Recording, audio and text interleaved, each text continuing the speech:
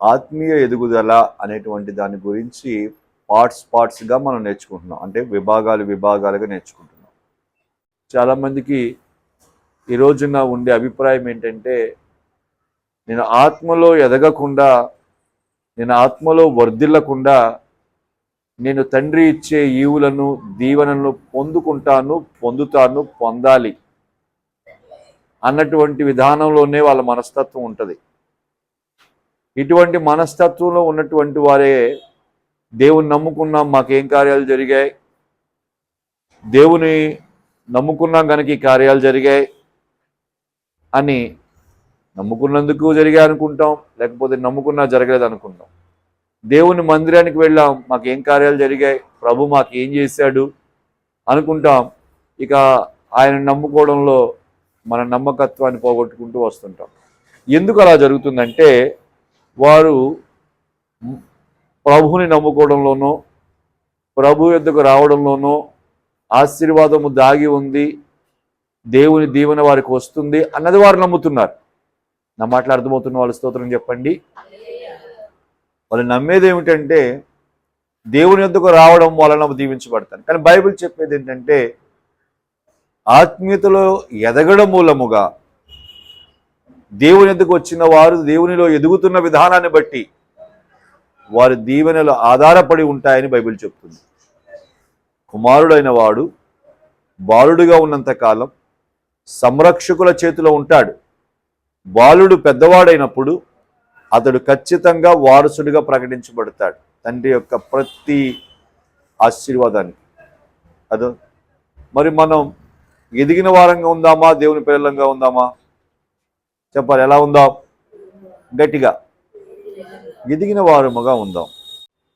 So ఈరోజు ఎదుగుదల అనేటువంటి, ఆత్మీయతలో ఎదుగుదల అనేటువంటిది దైవవాక్యము ఖచ్చితమైనదిగా, లేకపోతే అది ఖచ్చితమైన అంశంగా ప్రకటిస్తుంది అని చెప్పడానికి 3 వాక్యాలు మీకు జ్ఞాపకం చేసే ప్రయత్నం చేస్తాను. అంటే ఆత్మీయ ఎదుగుదలే మన ఆశీర్వాదాన్ని నిర్ణయిస్తుంది అని చెప్పడానికి, అది నిజమని నిర్ధారించే ఒక 3 వాక్య భాగాలను, 3 మాటల్ని నేను మీకు గుర్తు చేస్తాను.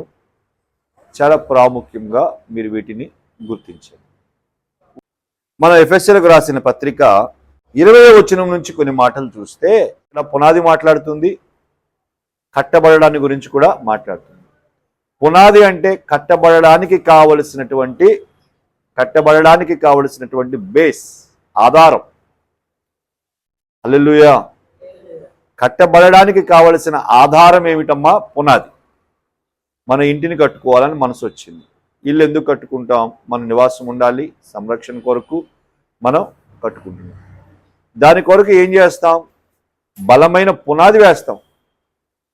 పునాది వేసాం కదా అని సంతోషంతో ఆగిపోతే ఇల్లు పూర్తయినట్ట?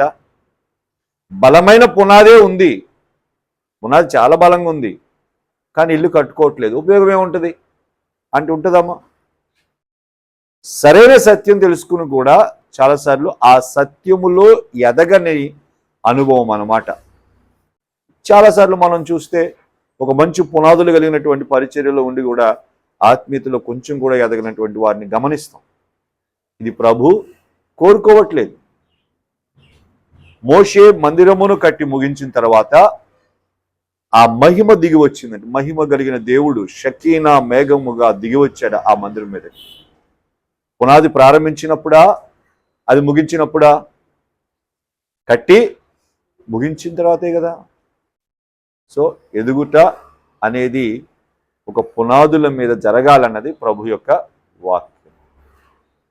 అదేవిధంగా కొన్నిసార్లు లోతైన వేరు లేనందున ఎదగలేకపోయారు అని చెబుతూ బలమైన వేళ్లను గురించి ఆలోచిస్తుంటే, బలమైన వేళ్లు కలిగిన వారముగా మన ఆత్మీయ జీవితాన్ని కలిగి ఉండి కూడా ఆ బలమైన వేర్లు ఎదుగుదలను చూడకుండా ఆగిపోయిన విధానాన్ని కూడా మనం చూస్తూ ఉంటాం. చూడండి, యెషయా గ్రంథం 37వ అధ్యాయము 31వ వచనం ఏం చెప్తుంది?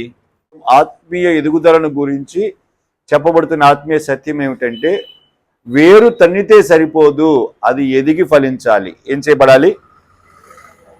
అంటే వేర్లు తన్నింది కదా, వేరు లేకపోతే ఎదగదు కదా అని వేరుని పెంచుకోవడానికి, అంటే మనము దేవునిలో స్థిరపడడానికి చూసుకుంటూ ఉంటాం.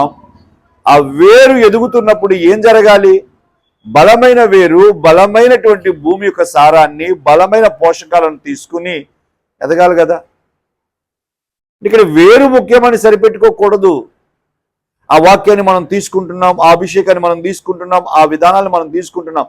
దాని ద్వారా వేరు తీసుకుంటున్నటువంటి పోషకాల ద్వారా ఆ మొక్కలో ఎదుగుదల రావాలి, ఆ విశ్వాసిలో, ఆ సంఘములో ఎదుగుదల రావాలి. అది భూమి యొక్క వేళ్ళు తన్ని ఎదిగి ఫలిస్తుంది. అదో మరి వేళ్ళు తెలుతున్నాయి కానీ ఎదుగుదల ఎదుగు రాకపోతే ఏంటి ప్రాబ్లం? అంటే కిందకు మనం ఇంకా స్థిరపడడానికి చూసుకుంటున్నాం, ఇంకా స్వీకరించడానికి చూసుకుంటున్నాం. వాటిని మనము ఎదిగించబడడానికి కారణంగా వాటిని మనం చేసుకోలేకపోతున్నాం అని కదా దాని అర్థం. ఒకటి పునాదులు ముఖ్యమే, కానీ ఆ పునాదుల మీద కట్టబడకపోతే దేవుని మహిమ లేదు. వేర్లు ముఖ్యమే, ఆ వేర్లు స్వీకరించినటువంటి ఆత్మీయ పరిజ్ఞానాన్ని, ఆత్మీయ అనుభవాలని మనము ఎదుగుదల కొరకు అవి వినియోగించుకోకపోతే, ఫలించకపోతే అది వ్యర్థమే. అందుకే వేర్లు తనడం అంటే వేర్లలో ఎదగడంతో పాటుగా ఫలములు కూడా ముఖ్యమే అని చెప్పడం ద్వారా ఎదుగుదల అనేది ఎంత ప్రాముఖ్యమో దేవుడు అది కూడా మనం ముఖ్యమే, మనం స్వీకరిస్తున్న సత్యాన్ని, మనం నేర్చుకుంటున్నటువంటి విషయాలను మన ఆత్మీయ ఎదుగుదల కొరకు మనం సమకూర్చుకుని జీవించడానికి ప్రయత్నించడం ద్వారా ఎదుగుతామని తెలియజేస్తూ ఉంది. ఇక మూడవదిగా మనం గమనించినప్పుడు ధర్మాన్ని నియమించాడు. దేని కొరకు నియమించాడంటే పరిశుద్ధులు పరిపూర్ణులు అవ్వాలి అంటానండి. అంటే పరిశుద్ధులు అని ఎవరున్నారో వారు పరిశుద్ధతతో సరిపెట్టుకోకూడదు, ఆ పరిశుద్ధతలో కూడా ఎదుగుదల ఉంది. చాలాసార్లు మనం ఏమనుకుంటామంటే పరిశుద్ధులం కదా, ప్రభు రక్తం చేత పరిశుద్ధపరచబడ్డాం అనుకుంటాం. ఈ ప్రభు యొక్క ఆత్మ చేత కడగబడ్డాం, ప్రభు రక్తం చేత పరిశుద్ధులం. ఈ పరిశుద్ధులు ఆ పరిశుద్ధతలో పరిపూర్ణులు అవ్వడం అనేది దేవుడి నియమం అట.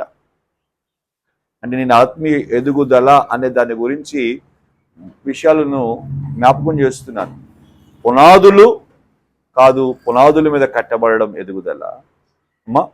వేర్లు కలిగి ఉండడం కాదు, వేర్లను బట్టి పైకి ఫలించినట్టు ఎదగడం ఆత్మీయ ఎదుగుదల విసూచనలు. అదే సమయంలో పరిశుద్ధులముగా ఉండడమే కాదు, ఏ పరిశుద్ధతలో మనం ఉన్నామో, ఏ విషయాలు పరిశుద్ధులమయ్యామో ఆ విషయములో పరిపూర్ణత పొందడానికి, ఆ విషయాలలో పరిపూర్ణం అవడానికి కూడా దేవుడు నియమించాడు. అది ఆత్మీయ ఎదుగుదల. ఒక ఆత్మీయ ఎదుగుదలను చూపించే 3 ముఖ్యమైన వాక్య భాగాలు ఈరోజు మనం గమనించబోతున్నాం.